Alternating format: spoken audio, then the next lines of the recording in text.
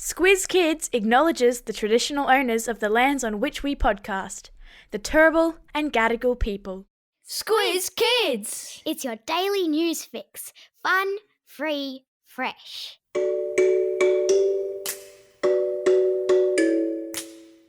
Hello and welcome to this very special Squiz Kids Q+A, the podcast where you, the kids of Australia, get to ask the questions. I'm Bryce Corbett. Today's guest in the Squiz Kids Q+A hot seat is none other than Federal Treasurer Jim Chalmers. He's the man who controls Australia's purse strings, deciding where and how the government spends its money. And he's someone you're going to see a lot of in the news this week as he prepares to deliver something called the Federal Budget. It's no small thing, the federal budget. Just like your mums and dads make decisions every day about what to buy to keep your household going, how much to put towards food, how to keep a roof over your head, what to spend on weekend sports or holidays, what sort of car to buy, and how much to set aside to save, the Treasurer makes decisions similar to those about what to spend the country's money on. So, yeah, it's a big job, and it's a busy one, not least because Jim Chalmers is also a dad of 3 kids, and we all know how much time dadding takes up. So, we're super lucky to have him on the podcast answering some of the hundreds of questions that you sent in, and a big thanks to everybody who sent in a question. So, let's get on with it, shall we? Treasurer Jim Chalmers, welcome to Squiz Kids. I'm really excited to be here. Thanks for having me on your show. You're very welcome. Now, we really appreciate you taking the Squiz Kids Q&A hot seat and taking the time to speak to us, given that you're preparing to deliver a federal budget. So tell us, how's it all looking? Is the economy in good shape? Can the kids, mums and dads expect a rosy outcome on budget night on May 14? We're going to do our best for the mums and dads and kids and communities around Australia, but there's some tricky stuff to work through at the moment. And I hope we get a bit of a chance to talk about that. But there's some few difficult decisions and challenges that we have to deal with, but we'll find a way through. Excellent. Now, I read recently that when you're prepping big documents like the budget, you like to listen to hip-hop or rap music. Who are your favourite artists and what are your favourite tunes? Look, I like, there's a certain period of hip-hop music that had guys like the Notorious B.I.G. and Nice. Tupac. Nice. And Snoop Dogg and those kinds of guys. But I've got to be super careful now since I've been treasurer and since I've had kids because the language isn't always perfect in all of those songs. And so Right. We listen to PG music at my house now. Like what? Oh, we listen to a lot of Taylor Swift. My daughter, Nice. Annabelle, who's Yes. 7, Yes. she's a Swiftie. Nice. And her Mine too. favourite thing is to sing Taylor Swift with her mum in the car. Uh-huh. How do her brothers enjoy that? Her little brother loves it. Her big brother is yet to be convinced. Sounds like every other household in Australia. That's it. Now, mate, we've selected a bunch of questions from the hundreds that have been sent in by our audience. Shall we jump straight in? Let's do it. Okay, our first question is a pretty simple one and it comes from Aidan from Oran Park in Sydney's West. Hi, my name's Aiden and I'm 9 years old and I live in Oran Park in New South Wales. My question is, why did you want to become treasurer? I had an amazing teacher, Aidan, and his name was Norbert. And when I was in high school, he taught me modern history and he taught me all about the world. And he showed me that people, even from backgrounds like mine, you know, not a fancy background, not a family of politicians, not a rich family, a family from a pretty basic suburban upbringing, he explained to me that even people like me could be involved in politics. And so he really planted the seed in my head when I was about 15 or 16. And then as I started working in politics, I discovered I had a real passion for the economy. I care a lot about jobs and I care a lot about how we create opportunities in our economy. And so putting all of those things together, I knew that I wanted to be the treasurer because I figured that was the best job in the whole government, working closely with the Prime Minister. It's amazing how many people we speak to about what inspires them and it always comes back to teachers. Yeah, I mean, I shout out Norbert too. We just lost him not that long ago, a bit shy of his 90th birthday. Wow. But he was one of the biggest influences on my whole life, and it's not an exaggeration to say I wouldn't be here talking to you on Squiz Kids were it not for meeting Norbert. When I met Norbert, I wasn't the best kid. if I'm honest. And he sort of gave me some direction and a lot of encouragement and a lot of belief. And so I really owe him a big debt of gratitude. And a big shout out to all our teacher listeners, of whom there are many, for all of the inspiration you provide on a daily basis, probably sometimes without even knowing you're doing it. Exactly. Okay, off to the Sunshine State, your home state of Queensland we go, where there's an interesting question now from 11-year-old Bronte on the Gold Coast. I'm worried about Bronte's question. What is it? Don't worry, it's not too bad. Hi, my name's Bronte. I'm 11 years old and I'm from the Gold Coast. I heard you sometimes go into Parliament in Canberra with your toenails painted. Why is that? Well, on Sunday mornings, my daughter Annabelle, she likes to have a nail clinic. Nice. And really, since she was quite little, she has been painting her mum's nails or her own nails on Sunday mornings. And sometimes, if she knows that I'm going to be away for a while, whether I'm in Canberra for Parliament or in other parts of the world or other parts of the country, sometimes she will paint one of my toes with sparkly nail polish, and she likes that because it means that I've got a reminder of her when I'm away from her. And I really like it too. It's a little bit embarrassing if I'm getting changed after a run or something like that, and my colleagues see that I've got glitter nail polish on my big toe or something like that, but I really like it. It's a nice little tradition that we have. And she also puts her hairbands around my wrist, and so sometimes if you see me on the TV doing a press conference or something, sometimes people will say, why do you have a pink hair tie with beads on it around your wrist? And that's, again, because it's a nice little thing that I carry around to remind me of Annabelle and her brothers. How lovely. And a shout out to Annabelle and her brothers too. Still in Queensland now, where the kids in Miss Phelan's Year 6 class at Rochdale State School in Brisbane have a bunch of great questions, starting with one from Milan. Hi, my name is Milan. I'm 11 years old and I live in Rochdale, Queensland. My question is it hard to decide what to spend Australia's money on? Well, Milan, I live just around the corner from you. I live at Springwood, just down the road. And sometimes if I get my act together early enough and I go on my morning run, I sometimes run past your school. It's a wonderful, wonderful school. There you are. Just on the other side of my electorate border to the north there at Rochdale. Wonderful place. So shout out to you and all your teachers and friends.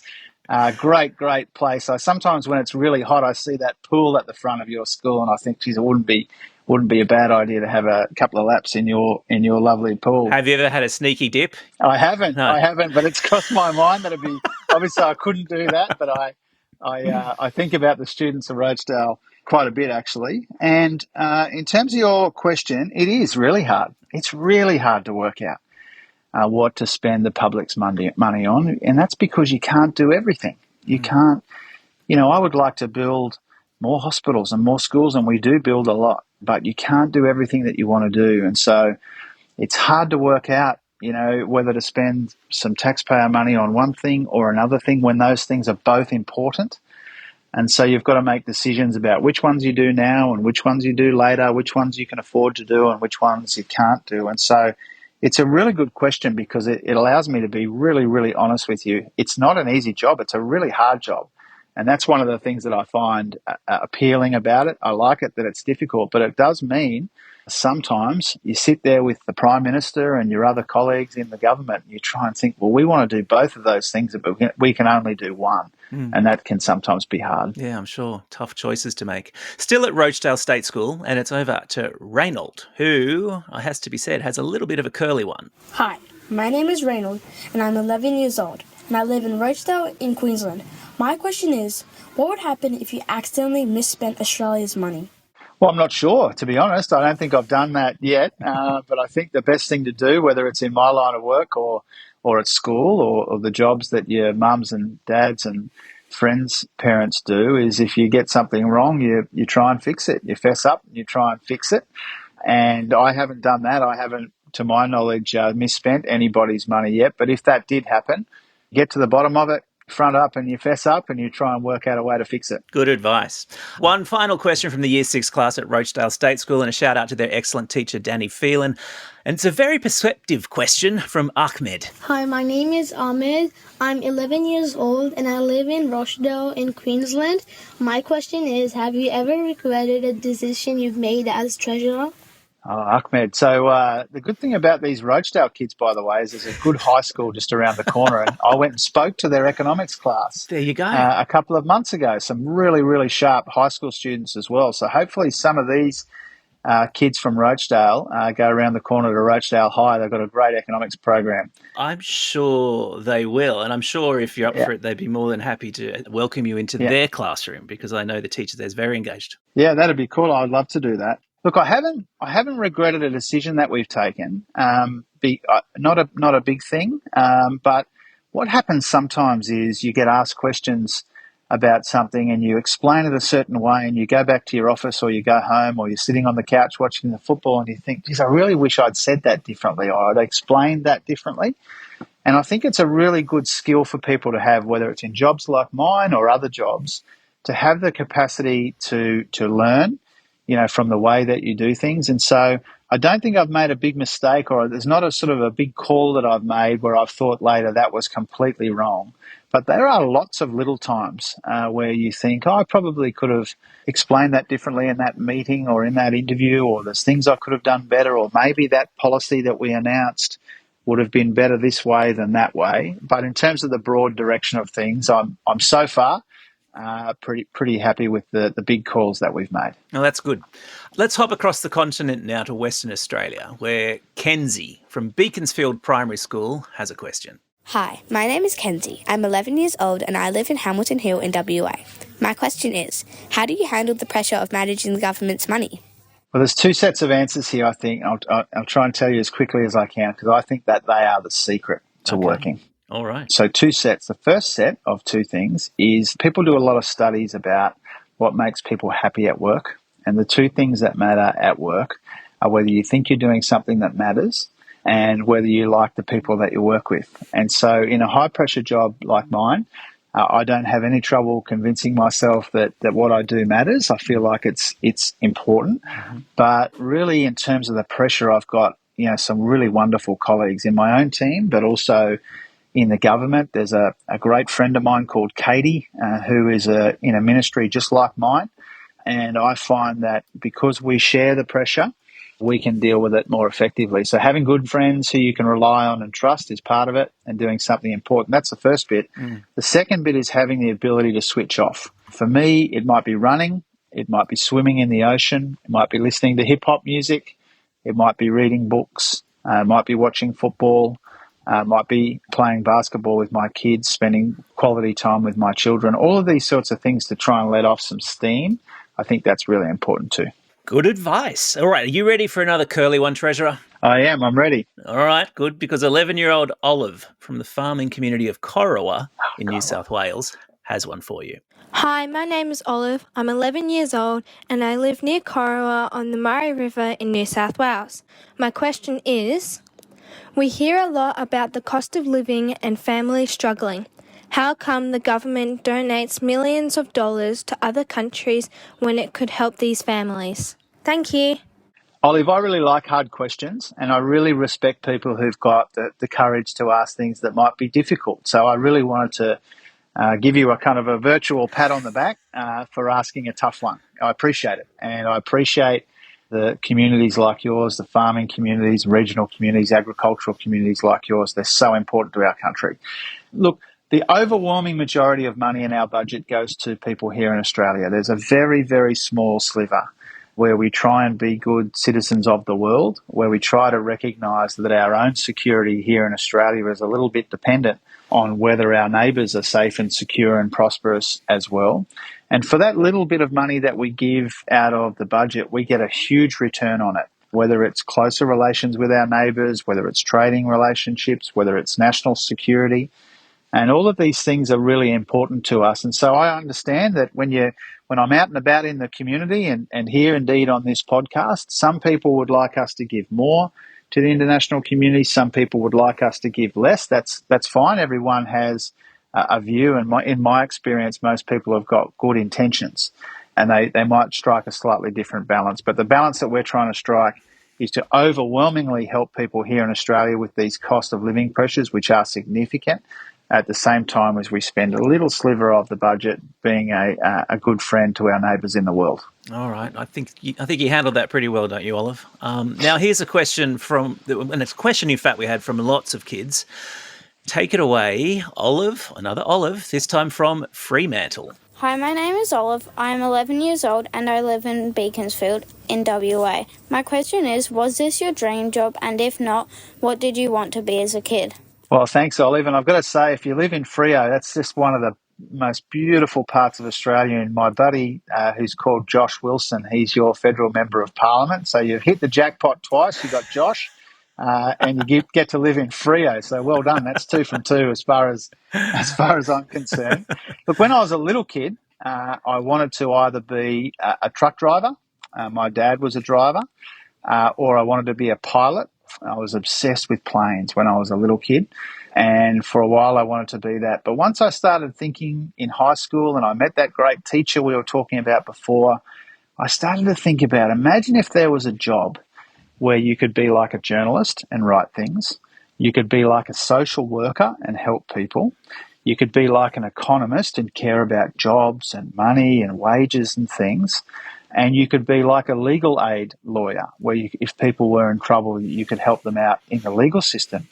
And when I got to about 15 or 16, it dawned on me that there was a job like that where you could do all of those sorts of things. You could think about big things like the economy and our place in the world at the same time as you could help people, get a pension or get some help if they were having a rough trot. And that's really what being a local member of parliament and being the treasurer is all about. And so once it dawned on me that I didn't have to choose between one of those 4 or 5 jobs, which sound great to me still, but sounded great to me when I was a teenager too, I worked out I could do all of those things if I found a way to do this job that I'm doing now. But it's not easy. There's only about 151 members of the federal parliament. And so really from about 15, 16, 17 years old, it took me all the way until I was 35 years old before I could get myself elected to the federal parliament. So I had to keep my eyes on it and keep working towards it because I knew it would be worth it, and it has been. Excellent answer.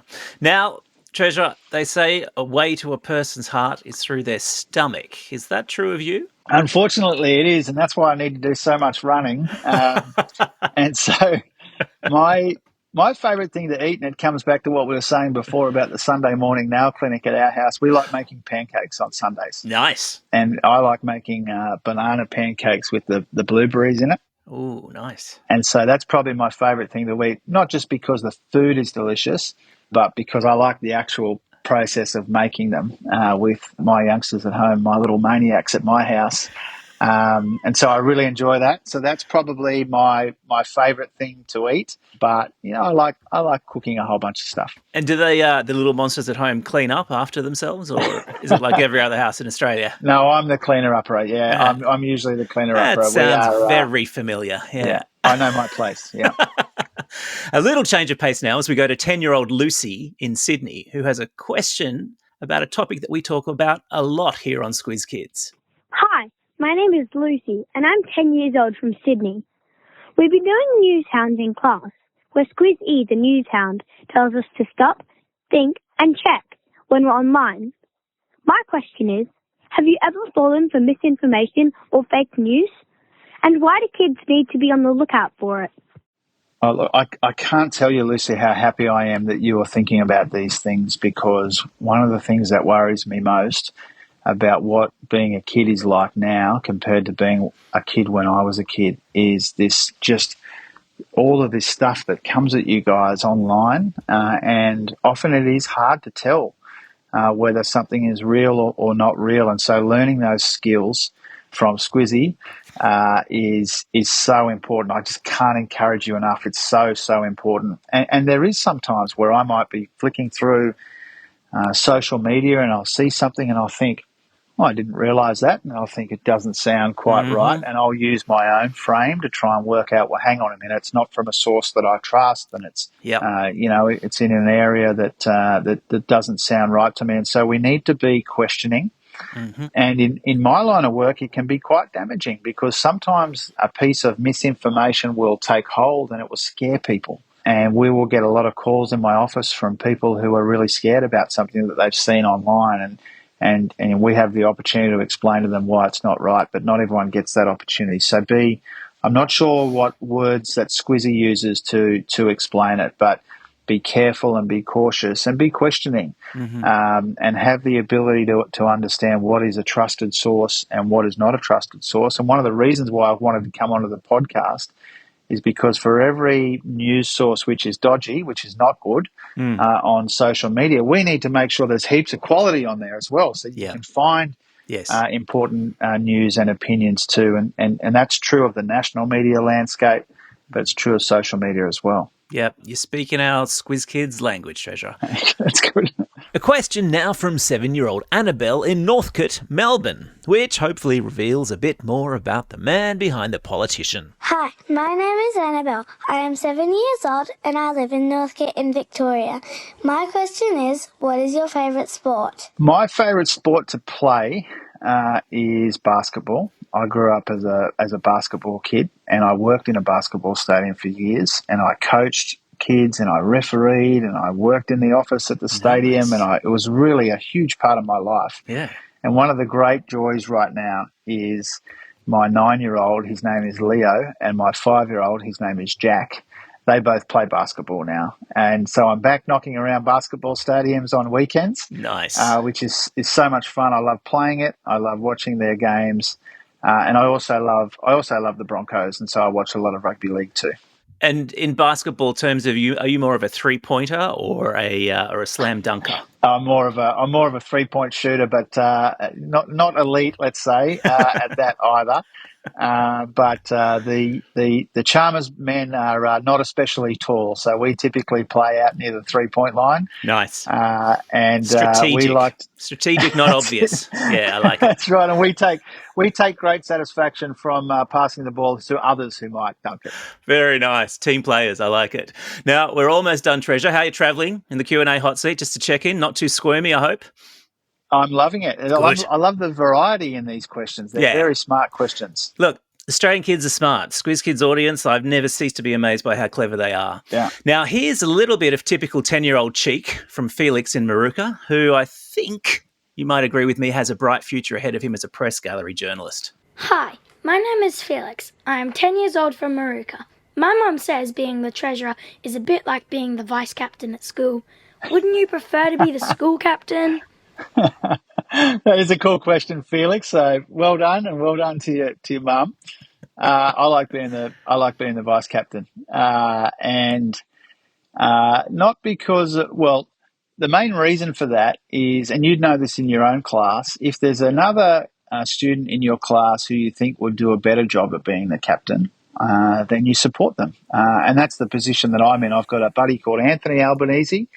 And when the time came for Anthony Albanese to run for the leader of my group, my party in the parliament, I had to decide whether I wanted to run as well. But I decided not to because I thought Anthony would do a better job of it. And I thought that the best thing that I could do was to try and be a really good contributor to his team that he leads. And my contribution is about the economy and all these things we've been talking about today. So it really worked out perfectly from my point of view.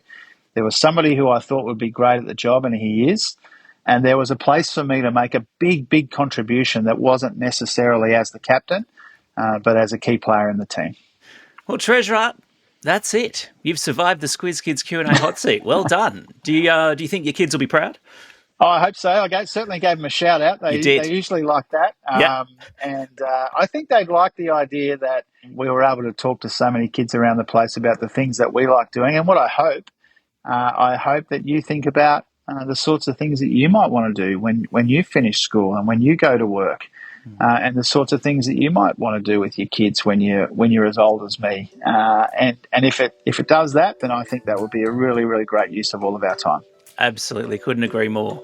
Well, that is what we in the industry call a wrap. Jim Chalmers, thank you so much for joining us. It's been great to have you on Squiz Kids.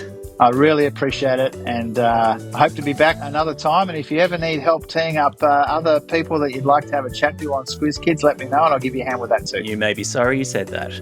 Now, listeners, if this is the first time you've stumbled across us during the school term, Squiz Kids is a daily news podcast made just for kids. A kid-friendly take on the big news headlines, fun, free, fresh. And teachers, don't forget about Newshounds, our free media literacy resource teaching primary school kids how to spot misinformation when they come across it online. Currently being used by more than 2,000 schools around the country. Check it all out at squizkids.com.au or simply subscribe to Squiz Kids in your favourite podcasting app.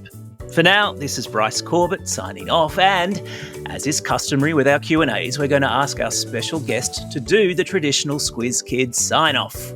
Now get out there and have a most excellent day. Over and out.